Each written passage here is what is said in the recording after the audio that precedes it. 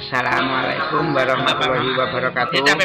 Berjumpa dengan saya di channel Nanang Arifin dari Madrasah Aliyah Negeri Kota Blitar. Mari kita buka pertemuan kali ini dengan bacaan basmalah bersama-sama. Bismillahirrohmanirrohim. Anak-anakku, kemarin Bapak membahas kingdom plantae, tumbuhan. Maaf, usahakan nama-nama Latin kamu hafalkan ya, karena soal-soal biasanya menggunakan nama Latin. Kingdom plantae, tumbuhan, itu ada 3 divisi. Divisi yang pertama Bryophyta atau lumut. Ini contoh lumut yang ada di batu-batuan. Yang kedua divisi Pteridophyta, tumbuhan paku. Contohnya di sekitar Anda tanaman pakis. Yang ketiga divisi Spermatophyta, tumbuhan biji. Contohnya ini adalah mangga.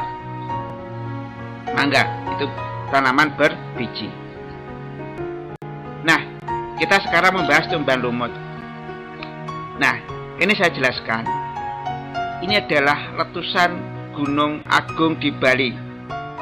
Ketika Gunung Agung meletus, maka tanaman di sekitarnya akan menjadi rusak atau mati, sehingga gunung ini yang tadi hijau royo-royo menjadi gundul.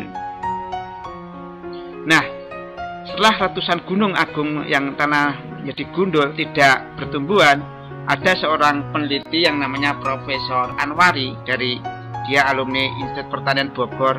Dia meneliti tumbuhan apa yang muncul dari waktu ke waktu dari tanah yang kena letusan Gunung Agung.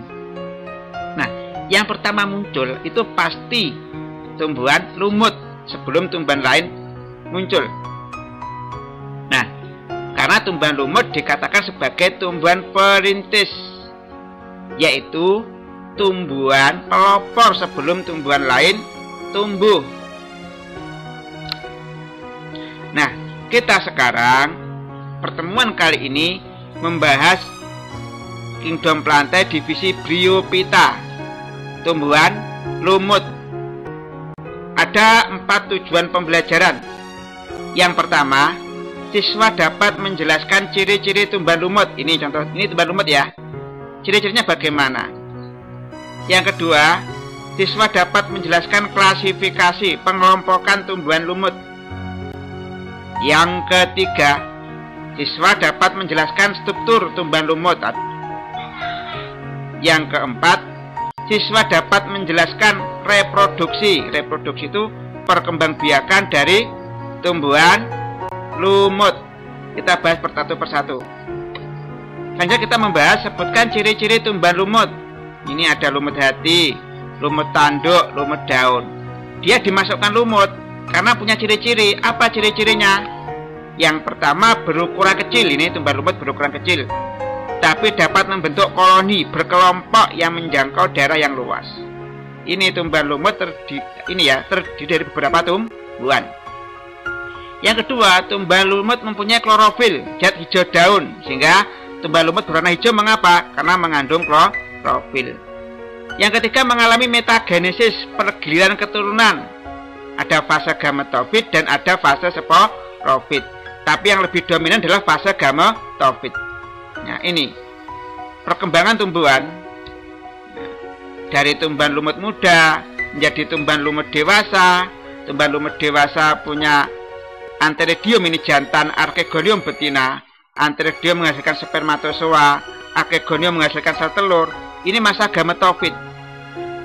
Spermatozoa, sel telur ketemu menjadi zigot, menjadi sporogonium, spora. Itu masa sporofit. Ada 2 fase dari tumbuhan lumut muda sampai dia dari spora sini sampai dia menjadi tumbuhan lumut dewasa. Itu ada 2 fase. Ciri yang kelima, dia hidup di tempat yang lembab dan basah.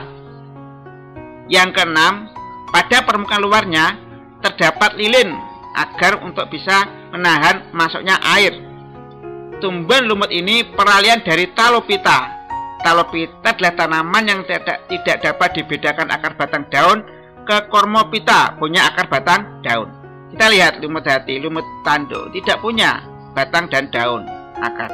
Kalau ini punya, tapi masih sangat sederhana. Demikian adalah ciri-ciri dari tumbuhan lumut. Kingdom Plantae tadi sudah saya jelaskan ya, ada 3 divisi, Bryophyta lumut, divisi Pteridophyta paku, divisi Spermatophyta biji. Tumbuhan lumut itu ada 3 kelas. Ya, ini klasifikasi dari tumbuhan lumut. Pertama, Bryopsida, lumut daun. Ketiga, Hepaticopsida, lumut hati. Keempat, Anthocerotopsida, lumut tanduk.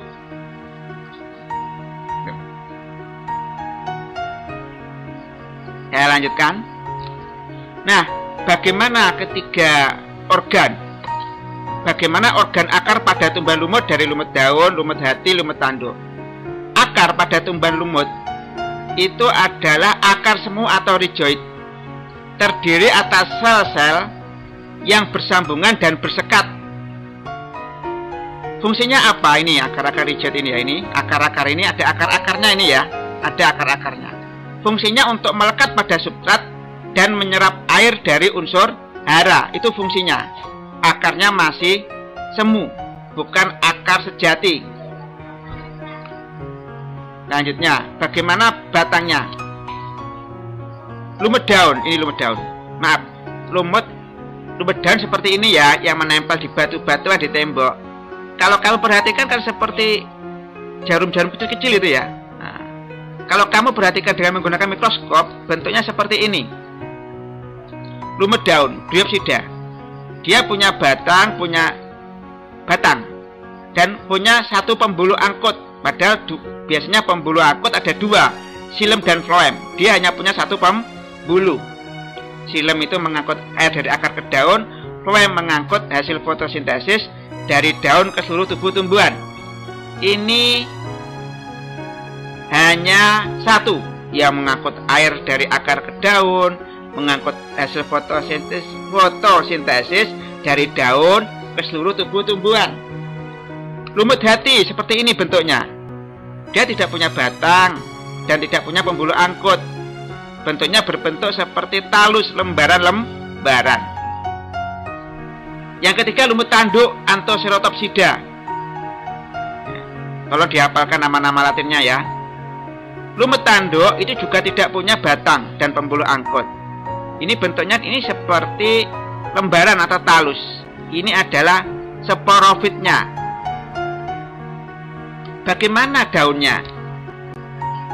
Organ daun pada tumbuhan laut. Lumut daun.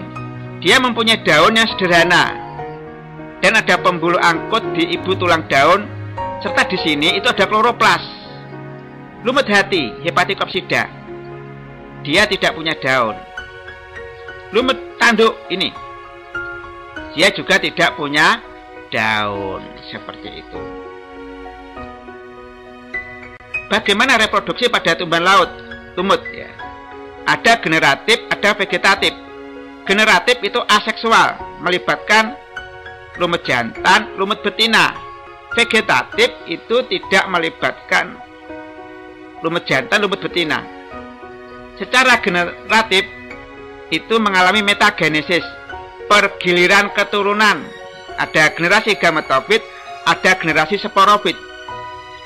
Generasi gametofit itu menghasilkan gamet jantan, Antheridium, dan betina Archegonium. Seperti ini, Antheridium itu jantan, Archegonium betina. Mengeluarkan sperma, mengeluarkan ovum, ketemu jadi zigot. Generasi sporofit itu menghasilkan spora.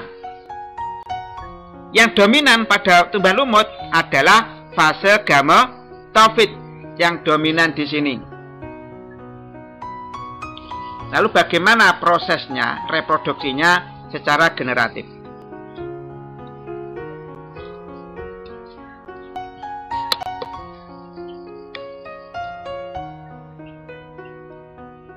Pertama dari protonema.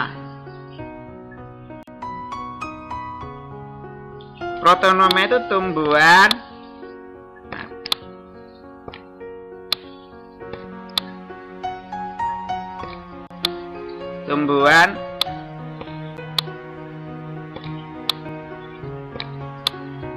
lumut muda.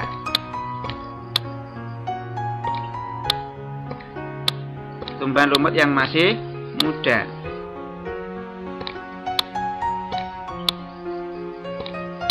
Tumbuhan lumut muda, maaf.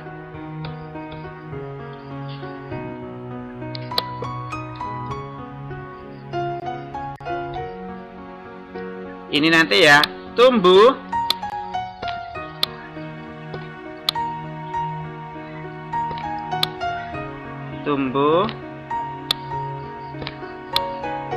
menjadi tumbuhan lumut.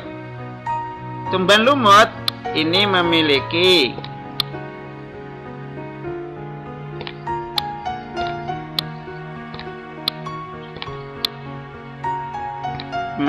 apa? Antheridium. Antheridium itu jantan.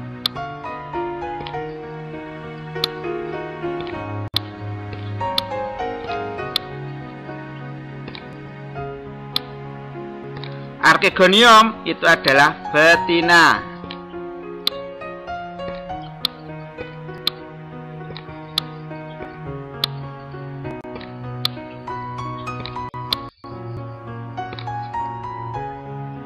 Antheridium menghasilkan sperma.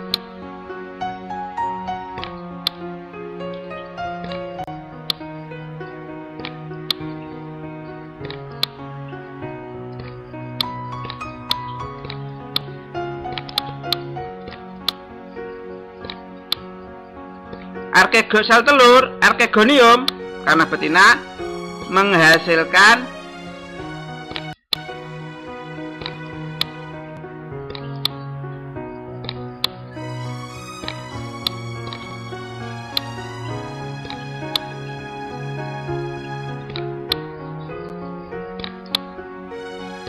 sel telur.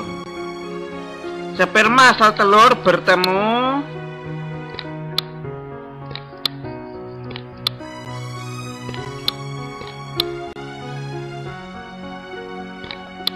menjadi zigot.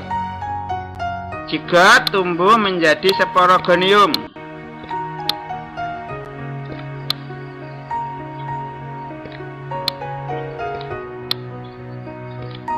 Sporogonium punya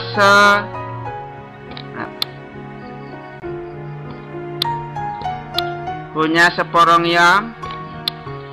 Nah, sporongium nanti ini punya spora. Spora nanti berkecambah menjadi protonema, tumbuhan lumut muda.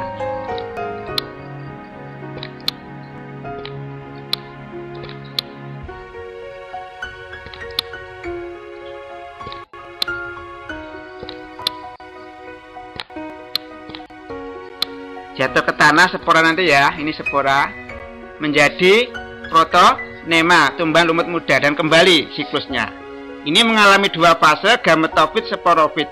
Tapi di sini yang dominan adalah gametofit. Maaf, ini kalau generatif. Kalau vegetatif tidak melibatkan gamet jantan, gamet betina, yaitu membentuk spora haploid tanpa pertemuan sperma dan ovum, langsung membentuk spora haploid. Spora tumbuh menjadi individu baru. Kalau membentuk pundi kuncup ini, pundi kuncup atau gema ini nanti akan tumbuh menjadi individu baru. Itu proses reproduksi tumbuhan lumut.